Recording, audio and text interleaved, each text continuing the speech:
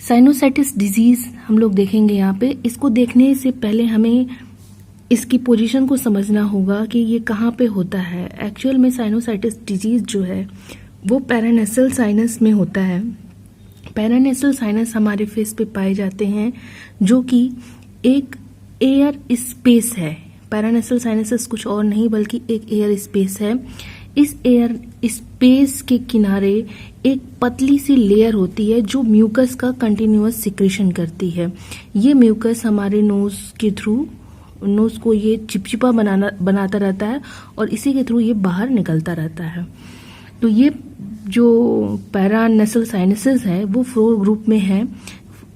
पहला जो ग्रुप है उसको देखेंगे यहाँ पे कि आंखों के ऊपर है ना, आंखों के ऊपर जो पाई जाती है उसको फ्रंटल साइनस कहते हैं। और यहाँ नाक के किनारे एक पेयर पाई जाती है, ठीक है। एक पेयर साइनस जो पाई जाती है उसको कहते हैं हम एथेनॉइड साइनस। यहाँ पे नाक के पास जो पाई जाती है साइनस, इसको एथेनॉइड साइनस कहते हैं।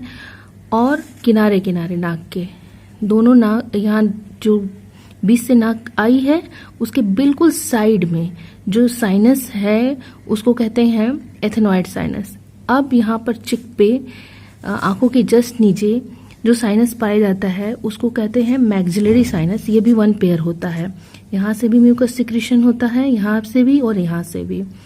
और बिल्कुल जो हमारा ये नोज है उसके सेंटर में, आईज के सेंटर में, नोज के जस्ट ऊपर पीछे के साइड, ये सामने के साइड नहीं होता, पीछे के साइड जो साइनस होता है उसको स्फेनॉइड साइनस कहते हैं।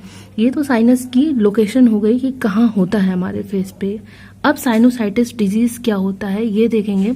तो साइनोसाइटिस डिजीज कुछ और नहीं है, जो हमारा ये एयर स्पेस है उसमें म्यूकस का सिक्रेशन होता है।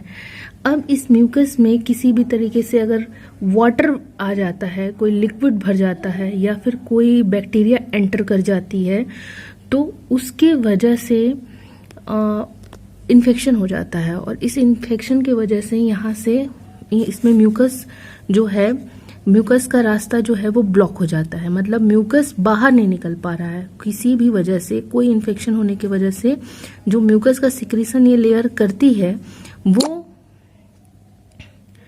वो बाहर नहीं निकाल पा रही है और इसकी वजह से रास्ता बंद हो जाता है, जिससे इसमें म्यूकस फिल हो जाता है। म्यूकस बाहर नहीं निकल पा रहा है तो इसमें भर जाता है, जिसकी वजह से पेन क्रिएट होता है, पेन होता है। और ये इनफैक्ट साउंड में भी डिफरेंट साउंड निकलने लगता है, भारी भारी सी आवाज़ आने लगती है, पेन बना रहता है। तो इसके लिए डॉक्टर से ट्रीट करा सकते हैं। बाकी अगर सीवियर नहीं है, हल्का फुल्का पेन है, तो इसके लिए अगर हम लोग पानी का भाप लेते हैं तो भी अगर थोड़ा बहुत कोई इन्फेक्शन है तो वो इन्फेक्शन ख़त्म हो जाता है।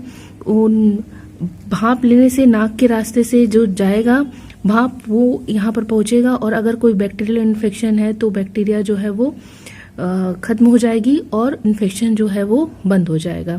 और फिर से एयर स्पेस जो है वो वहाँ से वाटर रिलीज होके, जो मेम्ब्रेन से रिलीज होके आ रही है नोज में, वैसे ही आने लगेगी।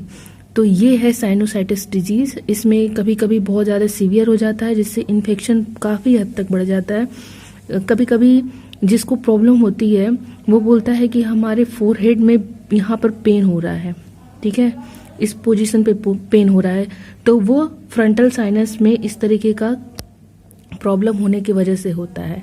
तो सिंपली साइनोसाइटिस डिजीज जो है वो एयर फिल्ड स्पेसेस में लिक्विड आ जाने से या फिर किसी तरीके का बैक्टीरियल इन्फेक्शन हो जाने की वजह से होता है। ये नॉर्मली 2 to 4 वीक रहता है, अगर किसी को सीवियर प्रॉब्लम नहीं है तो, नहीं तो ये लंबे समय तक भी रह सकता है। इसको एक्सरे के थ्रू देख सकते हैं, डॉक्टर इसको इजीली ट्रीट कर सकते हैं। बाकी आप जो है इसको पानी के भाप से घर में ही ट्रीट कर सकते हैं। और जो रामदेव का प्राणायाम होता है, अनुलोम विलोम होता है, उसके थ्रू भी ये सांस की क्योंकि प्रॉब्लम है तो ये सही हो जाती है। ये रहा साइनोसाइटिस डिजीज। Thank you.